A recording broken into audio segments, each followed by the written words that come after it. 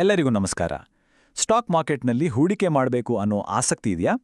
ಹಾಗಿದ್ರೆ ಡಿಮ್ಯಾಟ್ ಖಾತೆ ಮತ್ತು ಟ್ರೇಡಿಂಗ್ ಆ್ಯಪ್ಗಳು ಈ ಎರಡೂ ವಿಷಯಗಳ ಬಗ್ಗೆ ಮೊದಲು ತಿಳ್ಕೊಳ್ಬೇಕು. ಬನ್ನಿ, ಇವುಗಳ ಹಿಂದಿರೋ ಸಂಪೂರ್ಣ ಕಥೆಯನ್ನ ಏಕ್ದಮ್ ಸರಳವಾಗಿ ಅರ್ಥ ಮಾಡ್ಕೊಳ್ಳೋಣ. ಒಂದು ಕಾಲ ಇತ್ತು, ಆಗ ಷೇರುಗಳಲ್ಲಿ ಹೂಡಿಕೆ ಮಾಡೋದು ಅಂದ್ರೆ ಅದು ದೊಡ್ಡ ಪ್ರಕ್ರಿಯೆ. ಷೇರುಗಳೆಲ್ಲ ಕಾಗದದ ರೂಪದಲ್ಲಿರ್ತಿದ್ವು. ಆದರೆ ಇವತ್ತು ಎಲ್ಲವೂ ಬದಲಾಗಿದೆ. ಒಂದು ಕ್ಲಿಕ್ ಮಾಡಿದ್ರೆ ಸಾಕು, ಷೇರುಗಳನ್ನ ಕೊಂಡುಕೊಳ್ಬಹುದು, ಮಾರಬಹುದು. ಆಗಿನ ಕಾಲಕ್ಕೂ ಈಗಿನ ಕಾಲಕ್ಕೂ ಅಜಗಜಾಂತರ ವ್ಯತ್ಯಾಸ. ಹಾಗಿದ್ರೆ ಆ ಹಳೆಯ ಕಾಗದ ಆಧಾರಿತ ವ್ಯವಸ್ಥೆಯಲ್ಲಿ ನಿಜವಾಗಿಯೂ ಇದ್ದ ಸವಾಲ್ಗಳೇನು? ಯಾಕೆ ಒಂದು ಹೊಸ ಕ್ರಾಂತಿಕಾರಿ ಬದಲಾವಣೆಯ ಅವಶ್ಯಕತೆ ಬಂತು? ಬನ್ನಿ ಆ ಕಾರಣಗಳನ್ನು ನೋಡೋಣ. ಯೋಚನೆ ಮಾಡಿ, ಡಿಜಿಟಲ್ ಯುಗಕ್ಕಿಂತ ಮೊದಲು ಪ್ರತಿಯೊಂದು ಶೇರ್ ಕೂಡ ಒಂದು ಫಿಸಿಕಲ್ ಸರ್ಟಿಫಿಕೇಟ್ ಆಗಿತ್ತು. ಅಂದ್ರೆ ನಮ್ಮ ಹೂಡಿಕೆ ಕೇವಲ ಒಂದು ಕಾಗದದ ತುಂಡು. ಅದೇನಾದ್ರೂ ಕಳೆದು ಹೋದ್ರೆ, ಹರಿದು ಹೋದ್ರೆ ಅಥವಾ ಕಳ್ಳತನವಾದ್ರೆ ನಮ್ಮ ಸಂಪತ್ತು ಕೂಡ ಹೋದ ಹಾಗೆ. ಅಷ್ಟೇ ಅಲ್ಲ, ಒಂದು ಶೇರನ್ನ ಮಾರಾಟ ಮಾಡಬೇಕಂದ್ರೆ ವಾರಗಟ್ಲೆ, ಕೆಲವೊಮ್ಮೆ ತಿಂಗಳುಗಟ್ಲೆ ಕಾಯ್ಬೇಕಿತ್ತು.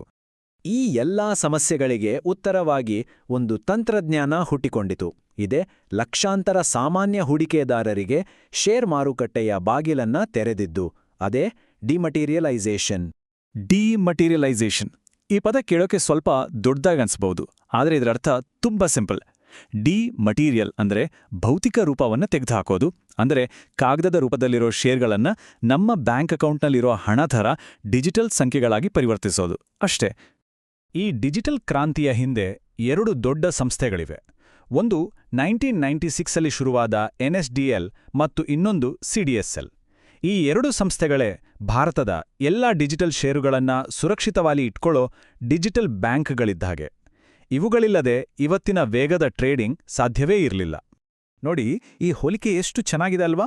ನಾವು ಚಿನ್ನ, ಬೆಳ್ಳಿ, ಆಭರಣಗಳನ್ನ ಬ್ಯಾಂಕ್ ಲಾಕರ್ನಲ್ಲಿ ಹೇಗೆ ಸುರಕ್ಷಿತವಾಗಿಡ್ತೇವೋ ಹಾಗೆ ಡಿಮ್ಯಾಟ್ ಖಾತೆ ಅನ್ನೋದು ನಮ್ಮ ಷೇರುಗಳನ್ನ ಡಿಜಿಟಲ್ ರೂಪದಲ್ಲಿ ಕಳ್ಳತನ, ಹಾನಿ ಅಥವಾ ನಷ್ಟದಿಂದ ಕಾಪಾಡೋ ಒಂದು ಡಿಜಿಟಲ್ ತಿಜೋರಿ. ಸರಿ, ಡಿಮ್ಯಾಟ್ ಖಾತೆ ಅನ್ನೋದು ಶೇರ್ಗಳನ್ನ ಇಡೋಕೆ ಅಂತ ಗೊತ್ತಾಯ್ತು. ಆದ್ರೆ ಒಂದು ಶೇರನ್ನ ಕೊಂಡು ಆ ಖಾತೆಗೆ ತರೋದು ಹೇಗೆ? ಅದಕ್ಕೆ ಒಂದಲ್ಲ, ಎರಡಲ್ಲ, 3 ಖಾತೆಗಳು ಒಟ್ಟಾಗಿ ಕೆಲಸ ಮಾಡಬೇಕು. ಅವುಗಳ ಜುಗಲ್ಬಂದಿ ಹೇಗಿರುತ್ತೆ ಅಂತ ಈಗ ನೋಡೋಣ. ಇದೊಂದು ಸರಳವಾದ 3 ಹಂತದ ಪ್ರಕ್ರಿಯೆ.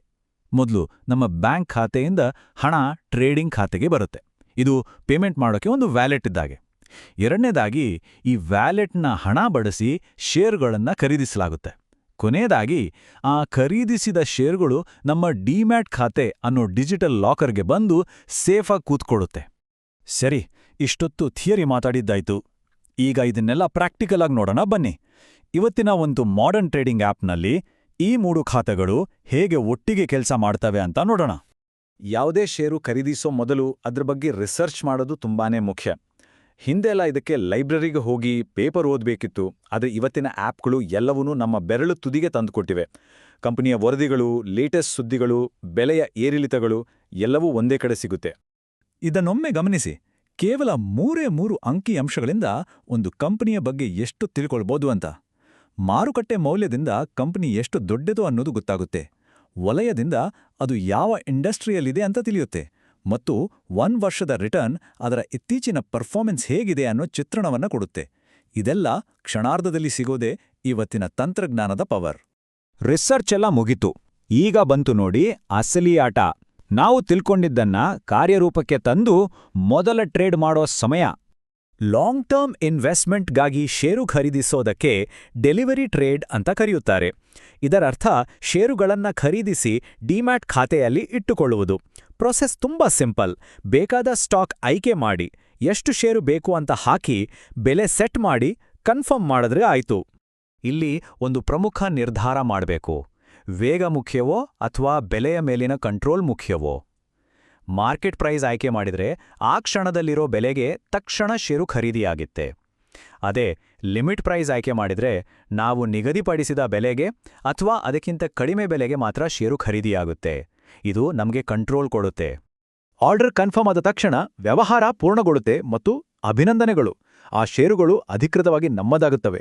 ಅವು ಡಿಮ್ಯಾಟ್ ಖಾತೆಯಲ್ಲಿ ಸೇಫ್ ಆಗಿರುತ್ತವೆ ಮತ್ತು ಪೋರ್ಟ್ಫೋಲಿಯೋದಲ್ಲಿ ಅವುಗಳ ಬೆಳವಣಿಗೆಯನ್ನ ಟ್ರ್ಯಾಕ್ ಮಾಡಬಹುದು. ಷೇರು ಖರೀದಿಸೋದು ಹೇಗೆ ಅಂತ ಗೊತ್ತಾಯ್ತು. ಆದರೆ ಅದಕ್ಕೆ ಬೇಕಾದ ಹಣವನ್ನ ಹೇಗೆ ಮ್ಯಾನೇಜ್ ಮಾಡೋದು? ಟ್ರೇಡಿಂಗ್ ಖಾತೆಗೆ ಹಣ ಹಾಕೋದು ಮತ್ತು ಅದರಿಂದ ವಾಪಸ್ ಪಡೆಯೋದು ಹೇಗೆ ಅಂತ ಈಗ ನೋಡೋಣ. ಟ್ರೇಡಿಂಗ್ ಖಾತೆಗೆ ಹಣವನ್ನ ಸೇರಿಸೋದು ಮತ್ತು ತೆಗೆಯೋದು ಇವತ್ತು ತುಂಬಾನೇ ಸುಲಭ. ನಾವು ದಿನಾ ಮಾಡೋ UPI ಪೇಮೆಂಟ್ಗಳಷ್ಟೇ ಸರಳ. ಕೆಲವೇ ಕ್ಲಿಕ್ಗಳಲ್ಲಿ ಬ್ಯಾಂಕ್ ಖಾತೆಯಿಂದ ಟ್ರೇಡಿಂಗ್ ಖಾತೆಗೆ ಅಥವಾ ಟ್ರೇಡಿಂಗ್ ಖಾತೆಯಿಂದ ಬ್ಯಾಂಕ್ ಖಾತೆಗೆ ಹಣವನ್ನು ಟ್ರಾನ್ಸ್ಫರ್ ಮಾಡ್ಬೋದು. ಎಲ್ಲವೂ ತ್ವರಿತ ಮತ್ತು ಸುರಕ್ಷಿತ. ಇಲ್ಲೊಂದು ಇಂಟ್ರೆಸ್ಟಿಂಗ್ ನಿಯಮವನ್ನು ತಿಳಿದುಕೊಡ್ಬೇಕು. ಹೂಡಿಕೆದಾರನ ಹಣದ ಸುರಕ್ಷತೆಗಾಗಿ ಸೆಬಿ ಒಂದು ನಿಯಮವನ್ನು ತಂದಿದೆ. ಅದರ ಪ್ರಕಾರ ಟ್ರೇಡಿಂಗ್ ಖಾತೆಯಲ್ಲಿ 3 ತಿಂಗಳಿಗಿಂತ ಹೆಚ್ಚು ಕಾಲ ಬಳಕೆಯಾಗದೆ ಉಳಿದಿರುವ ಯಾವುದೇ ಹಣ ಆಟೋಮ್ಯಾಟಿಕ್ ಆಗಿ ನಮ್ಮ ಬ್ಯಾಂಕ್ ಖಾತೆಗೆ ವಾಪಸ್ ಬಂದ್ಬಿಡ್ತದೆ. ಇದೊಂದು ಸೇಫ್ಟಿ ಫೀಚರ್. ಹಾಗಿದ್ರೆ ಡಿಮ್ಯಾಟ್ ಖಾತೆಯಿಂದ ಹಿಡಿದು ಟ್ರೇಡಿಂಗ್ ಆಪ್ನವರೆಗಿನ ಸಂಪೂರ್ಣ ಪ್ರಕ್ರಿಯೆನ ಈಗ ನೋಡಿದ್ದಾಯ್ತು. ಜ್ಞಾನವೇ ಶಕ್ತಿ. ಈಗ ಆ ಶಕ್ತಿ ಎಲ್ಲರ ಕೈಯಲ್ಲಿದೆ.